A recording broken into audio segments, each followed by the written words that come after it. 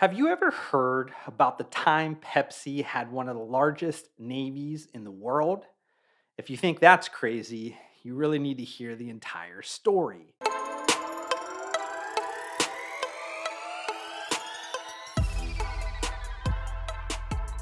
Man, those cola wars with Coca Cola in the late 1970s into the early 1980s must have really made Pepsi angry because they went out and made a deal with the Soviet Union, aka Russia, to acquire a whole bunch of naval ships, including attack submarines.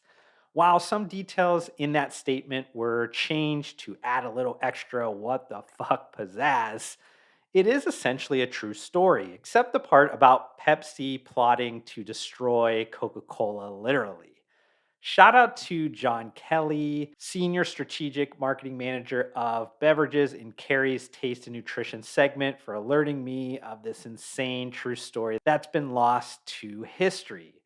So let's just kind of start back at the beginning. In July of 1959, the American National Exhibition opened to millions of Soviet citizens in Moscow.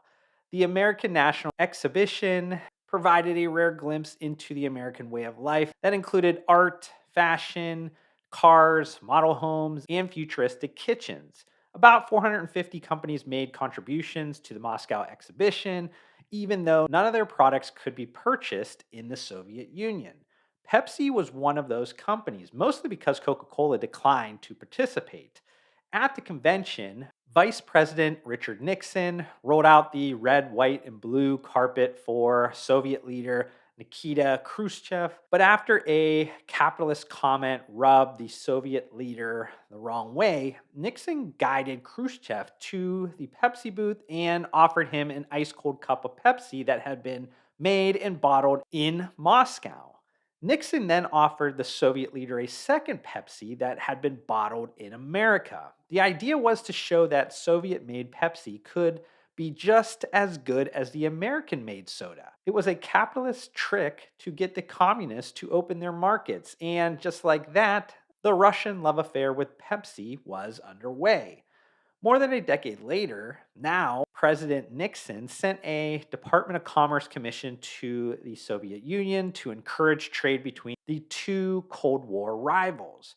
On the trip was Pepsi CEO Donald Kendall, who was the head of Pepsi International Relations back in 1959 and had arranged for his good friend Nixon to give Khrushchev the Pepsi taste test. This time, Kendall nailed down what would become a hugely lucrative deal for Pepsi.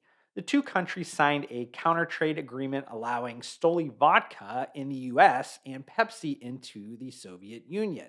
PepsiCo held world first exclusive rights to sell Stoli in America. Powered by Pepsi's advertising and marketing cleverness, the distribution deal led to a swift rise in vodka's popularity in America. In 1973, Stoli was selling about 30,000 cases a year in the US. By 1978, the vodka brand was pushing 200,000 cases annually.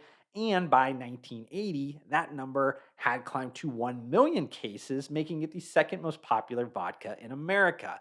This, however, came to a screeching halt when the Soviet Union invaded Afghanistan, leading American consumers to boycott Stoli.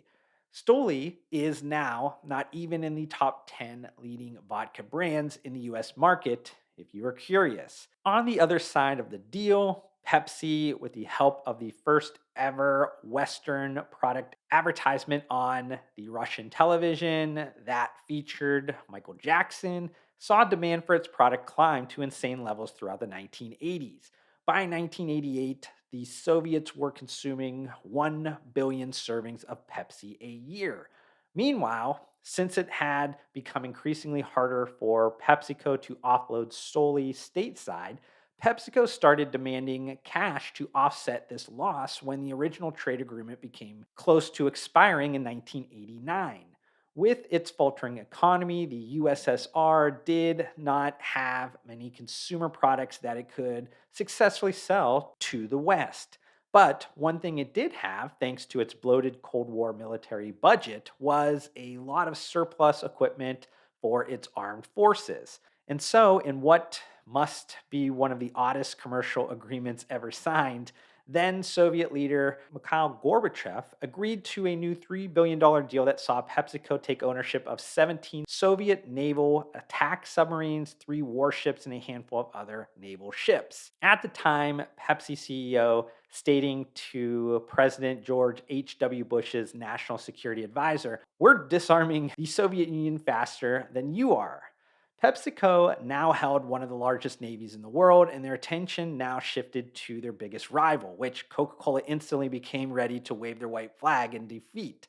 Just kidding. The oil tankers would be sold to Norway, and the decommissioned military ships and submarines would be sold for scrap to a shipyard in Sweden. Now, under the new agreement, PepsiCo retained exclusive rights to Stoli as well as Cristal and another vodka brand.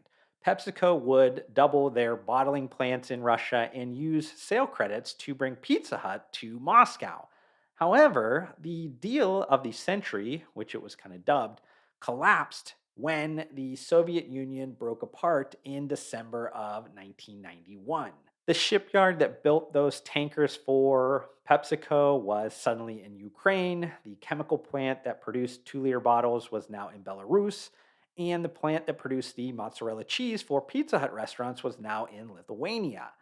Pepsi had to essentially restructure all the elements of the contract so that they had the appropriate deal in each previously owned Soviet republic. If this story wasn't crazy enough, the rollout of the Pepsi pushed Pizza Huts was rushed and didn't go smoothly, as the pizza chain had a little problem that resulted from failing to screen all employees for venereal diseases and had to be temporarily shut down. Eventually, though, Pepsi figured out the new Russian market and retained its profitable love affair with the Russian people. So much so that in 2004, Vladimir Putin awarded the man who started it all, Donald Kendall, with the Order of Friendship, which is a reward given to foreign nationals whose work, deeds, and efforts have been aimed at the betterment of relations with the Russian Federation and its people. Russia remains PepsiCo's largest market outside of the USA. To come full circle on this story, PepsiCo is now facing increased pressure to cut business ties with Russia over the recent conflict with Ukraine. But I hope you enjoyed this YouTube video. If you did, consider hitting that like button to support me. Also, help me get to my short-term goal of 2,000 subscribers by hitting that subscribe button. I'd love to see you join me on this journey, but we need to fix the fact that just slightly less than 80% of you that are watching this video right now are not subscribed to my channel, and that makes me extremely sad. But thank you for tuning in, and I'll see you on the next one.